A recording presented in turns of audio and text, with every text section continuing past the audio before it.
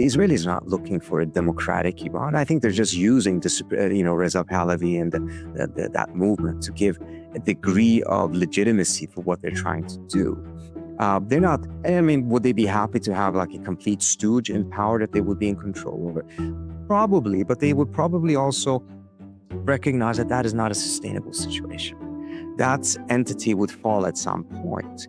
And then you might still have a unified Iran that would still have the capability of being challenged.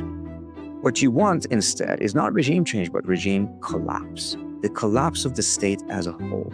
That very well could lead to civil war, which would be totally fine for them, because that means that Iran's power would be consumed internally, and their ability to project power in the region would more or less be eliminated, just like what happened with Iraq. No one is talking about Iraq as a threat any longer, because the country, even though it's starting to pick itself up, is just been destroyed.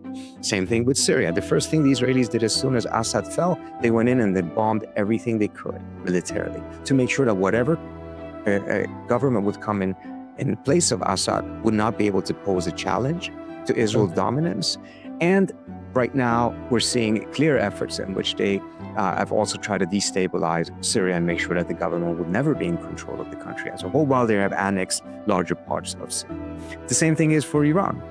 And this is why I think it's just an absolutely foolish calculation by some elements to think that the Israelis are looking for democracy in Iran, and as a result, allying with them is a smart move. An Israeli general told me, I think this is 20 or so years ago when I was writing some of these books about this, he said, Iran was once a friend and then it turned into an enemy.